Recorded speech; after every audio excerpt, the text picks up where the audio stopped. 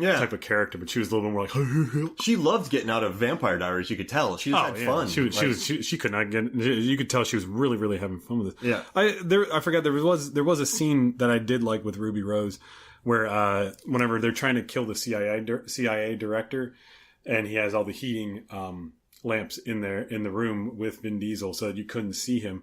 So then he sees a blind spot, and then Vin Diesel moves closer to it. He has his hands up against his head.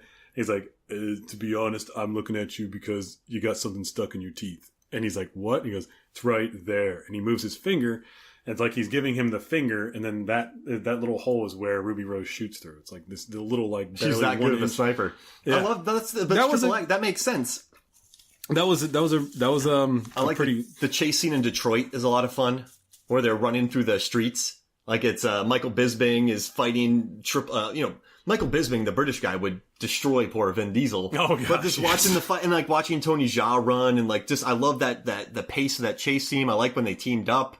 I like Toni Collette. She was dynamite. She's an Oscar-nominated actress. It's so weird because she's an amazing actress. She's done dynamite work. The Night Listener, Hereditary, and then XXX3. It's like, and there's great one-liners, especially he says, well, what we need you to do, we need you to kick ass, get the girl, and try to look dope while doing it. Yeah. And it's like great. And it's like, she's like, whenever Vin Diesel's fighting, the British guy, and this is in the airplane. Remember, they're duking it out, and the guy's like, busting through all the computers. Oh, that was Tony Gonzalez. Oh, sorry. My bad. The security dude. Yes. So he's like busting through the computers and everything, and then somehow they get into the bathroom. And the guy, Vin Diesel moves out of the way, and then he punches through the toilet, and then he busts a big hole. Vin Diesel throws the guy through the toilet, and he yells at him, "It's going to take 2 flushes." That movie's bonkers. I loved it. And then you got at the end of it, you got Ice Cube. He rolls up in that vehicle. Saves him in the warehouse. Yeah, and it's so good. And you got the ending. You got the 2 hot girls. Smoking dudes left and right with the guns. It's just all around not that bad of a movie. It's not that bad. As an action film, I think it's unpretentious. It's not self-conscious, and it has a very nice international cast. And I think they gave enough room. There's men and women who are badasses. International cast. Toni Collette is awesome in it. Like it's. One thing that can be said about Vin Diesel is, if you watch the Fast movies, well, even like Fast, he wasn't even in Fast and Too Fast, Too Furious, but that one had Paul Walker, Tyrese, Ludacris. It was Tyrese was like to replace the Vin Diesel character. But it was like they've always been very inclusive in their films, like Fast 5. They went to Brazil and brought in like Gal Gadot and Sung Kang. Those movies like that, I guess Vin Diesel must have a lot of control over that he knows a lot about worldwide marketing. But I loved having Tony Jaa, Donnie Yen, that is a great scene with them. Topeka, I thought was really cool. It was just neat having, just international flair to it. And it's just, I guess that's one thing I really respect about Vin Diesel movies. I think he goes out of his way to really make these cool, like worldwide international movies. And that's why they make $350 million worldwide. Mm-hmm. Like that's why people love it. And this, I don't know, man, this movie, you can't take it serious. It's not in this world. Yeah, of course. Yeah, this is a different jet ski world. Motorbikes is just the greatest thing I've ever seen in my life. And I love this scene where they're trying. It's Vin Diesel and Donnie Yen that are climbing up the stairs, and there's an assassin that's trying to take them out. So they're trying to get him to waste bullets. So then they have this conversation. He's like, "Yo, I think he's got like 5 bullets left." He's like, "Do you think?" He's like, and then he puts his, Donnie puts his hand out, like shoots, brings it back, puts his foot out, does it again, looks up, and then it's just like they're playing with him. And then the last one is he gives him the finger, and the guy's like, "What the?" And then Vin Diesel's right behind him, punches him in the face. It's like, this is an all around goof. And that guy goes fish in a barrel. I mean, that's, it's just fun. It's not self-conscious. Rory McCann, who's the Hound, he's the driver who like headbutt stuff and puts in the mouth thing. He's from Game of Thrones. I don't know, man. It's just It's an all right. I mean, I'm looking forward to part 4. Yeah, they're gonna make it. Of course. I mean, this movie made a killing. I don't know. I guess the soundtrack didn't change, which I was really happy about because that is just great Euro trash music. Like remember the first one had like Rammstein and like there was 2. It came with 2 discs. One was the rap and one was the rock. And really? Yeah, they had. I remember this because my friend. He bought it like right when it came out. He's like, "Listen to this," and I was like, "This sucks." But he really liked it. But he would play it, and they had like this. They had half of the rap disc. I think was in Spanish. Oh, I love that the fast movies. They do like a lot of Pitbull and like Daddy Yankee and stuff like that. I love all that. Like, yeah, it's fun. It's not meant to be taken seriously. So it's good, and I was glad that they kept that with XXX3. Yeah, I want to watch it again right now. I watched it again. I had it on in the background for this because, we talked about it last week. So I just put it on randomly one day. I would find myself watching it going, man, I love this movie. Yeah, right? Oh, also, Donnie Yen gets shot in this movie. Then he parachutes down and you think he's dead. Then he makes a miraculous recovery. And I think they ignore the gunshot after that. Oh, yeah, like in Rampage where he gets shot in the gut and then somehow he's like... They forget about it. I think they straight up... Like, because I thought Donnie Yen was going to die in this movie. And then he just gets a second wind. And then the gunshot's no more. Oh, you got to bring him back for part 4. Yeah. Oh, he needs to be. All right, so the last movie that we have that's not that bad is 30 Days a Night. It's a little higher rated. But I'm going to say this. 51% critic, 56% audience, 53% Metacritic. This movie is not a 50%er movie to me. This movie directed by David Slade, produced by Sam Raimi. I think there's a lot of... he was originally supposed to direct it. Yeah, a lot of talent behind the camera. This movie is not a 50%er. I think this is like a 70%er. And I don't really understand... So, it's not that bad. It's not a 50%er. No, it's definitely not. I've seen it multiple times, but I think the last time I saw it was like a year ago, so I watched it again last night to refresh myself.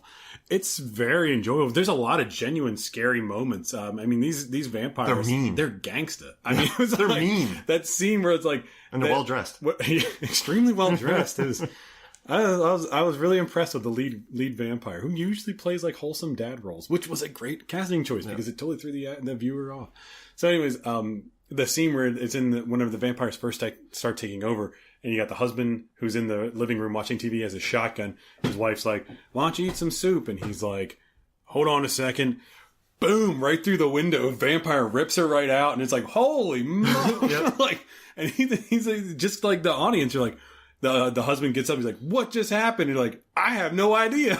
Like, he runs outside. His wife's being ripped underneath the house. They're tearing her to shreds. They grab him too, yank him through, and it's like, holy crap! What did I just watch? There's that woman who they send as bait through the streets, and then there's a scene where they just toy with her, and then they bite her neck off. Yeah, they just each vampire kind of like slashes at her, and then it's just like, all right, well, we'll kill her now. And you like the characters too. The guy who works in the plants, his friend, you like the people in the town. They have enough moment. I like that scene where Josh Hartnett and one of his friends are out and they're looking at the sunset before it goes dark. And the guy's like, "I took my wife here on our first date." And he's like, "We all did." He's like, "Well, not your wife. We all took our dates." That's a nice moment. You thought he was being like a jerk, but then he was like, "No, actually, everyone took their first date here." That's a nice, well-written moment. And I like Melissa George a lot. I think she's always been I like everyone from Alias, actually, but I think she did a really good job in this. Also, Josh Hartnett, I've been saying it for a while, and then he was in Penny Dreadful, but he's like a good action hero guy, because he's by 6'3", 6'4", and in this movie, when he, that playground fight he had with the guy when he hacked off his net, and then when he had the fight at the end, he's just like a big dude. I buy him as like an action lead. He reminds me kind of like of a young Kurt Russell. Whereas in the Thing, specifically the Thing, whereas like Kurt Russell's character, he doesn't want to be in charge, but he feels like he's thrown into this position, so he has to take this position. Much like Josh Hartnett in this movie, although he's the police officer and everyone's asking him for the questions, he's kind of like has this attitude like, I don't really know. I wish I was one of you, so I wouldn't have to figure this out. So he is being thrown into this position. So he's doing the things that you don't want to do, but you feel like you have to do in order for the town. You know, not so much for yourself, but it's like, well, I got to protect the town because that's who I am. I have to do this. And it's good. And he doesn't overly do it. There's no like him taking his shirt off and you see like, at the end of the fight, like he's not going underworld. He's getting beat up. He's getting the crap kicked out of him. And I love that scene where he writes that guy a ticket because it's leaking gasoline on the ground. Yeah, and he has a great line saying like, I give him, I write, he's like, you didn't have to write him a ticket. He's like, well, I have to because he lives in the outskirts of town. This makes him feel part of a community. Like, that's cool. That's cool. Yeah. The worst part about this movie, though, the one part I don't like is when the two guys go up to the woman, they're like, well, whose house are you coming to tonight, sweet butt, or something like that. Like, come on, like, oh, you sexy bitch. Or like come on, guys. They kind of had to, but it's not from that movie, though. That's the thing. Like, that was a scene. Yeah, I agree. It was a scene that they kind of just put it in there just so that people would be like, oh, LOL. But it's like, very shortly words after that was like the guy gets ripped up. That's a cool shot. Yeah, he gets pulled out of nowhere. But they do like paper, rock, scissors. Like, all right, 1, 2, 3. I feel like it should have been like 3 bull rat people going, hey, where are we going tonight, you sweet woman? Like, it's just like, oh, come on. Yeah. But also, I think that movie, I wrote an article on Movie Songs and Flicks about my favorite horror moments of this century. One of my legit favorite moments, and Roger Ebert actually wrote a lot about this in his review, the bird's eye view of the town during the attack. Yeah, that and just watching the vampires rip the people apart, and you're following a guy with a shotgun just shooting vampires through the street. You're following a person who you know is going to die. From a bird's eye view. Yeah. Like, that's a really nice shot. Oh, it's beautiful. It's one of my favorites. The shots in this movie are really good. It was originally a screenplay, but then the screenplay got rejected, so he turned it into a comic book, and then the comic book got picked up to make into a screenplay. So, but I mean, it was cool. Yeah, isn't that a great? I bought the book because when I was working. I got given the book because I was working Comic-Cons. Nice. I read it, but it stays faithful, but it also goes in different directions from the comic book a little bit as well. Ben Foster's in this movie with a New Orleans accent. I didn't really. Yeah. Where's his accent from? Give me ground beef. Yeah, I didn't understand like some of the accent. I was like, I don't get it. Like, where would you have that in Alaska? And was he with them in Russia? Did a guy from New Orleans go to because they're coming from, where? Yeah, and who was the guy that did they have discotheques on this ship?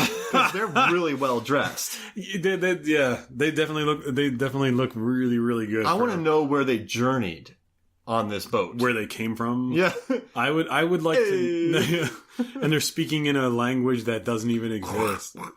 But the good thing is, when he puts Danny Houston, the main guy, puts his finger on the record player. Yeah. And starts scratching. That was so cool. That was cool. I like that. It was But this movie, I think people were like, oh, it's not very good. But this movie went above and beyond with its shots, its cinematography, its acting. I mean, this is a movie with nice character moments in it. Yeah. In the attic, whenever, Josh Hartnett has to tell everybody, what we can do to do, and then, you have different characters and different stories, like the father who has Alzheimer's, and he's like, I'm not gonna stay in here. I gotta find your mom. Mom's been dead for 5 years, Dad. No, shut up. And then they're like, be quiet, be quiet. Why should I be quiet? And he storms off. So it's like there was a whole nother story with that guy. Yeah. So now obviously he dies horribly dies. But it's just. You had a little side story with Josh Hartnett and Melissa George. You had a nice little side story with them that they're going through a separation. He wants to work it out, she doesn't, but this happens now, so they have to work together, and it's like, whoa, there's a whole history behind that, and of course, with Josh Hartnett's self-sacrifice. No, sorry, like his partner. Oh, yeah. The guy with the really weird southern accent, which, how would you have that in Alaska? Like, I was born and raised here in Alaska. It's like, what? Wait, what? What part of Alaska was that? The southern part. I'm from southern Alaska. Yeah, okay. Just a straight, when I first saw it, I was like, oh, he's gonna be the southern guy who moved to Alaska. He's like, born and raised to work here. the pipelines or something. At least they could have been like, hey, I've been here for 15 years and I never left. I would have bought that, but it was like, born and raised in Alaska. Because they were working the oil, right? Wasn't it the pipeline that was there? And then at the end of it, the vampires put, I guess they dig trenches and throughout the whole town.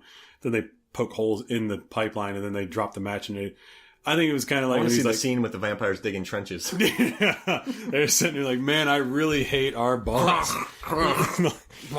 James, if it were up to me, we'd still be working at Subway. Yeah. We were hanging out, and now we're vampires who are dressed while digging trenches. This is what he promised. Yeah, he said we were gonna be living like kings. Man, I was all right working at the arcade. Yeah. My mom didn't complain about me living in the basement. That's right. But I do like that when some of the vampires die, they hate it. Yeah, they the Danny woman, Houston's not. Yeah, when she dies, there's a yeah, great pissed. gangsta shot whenever Josh Hartnett has that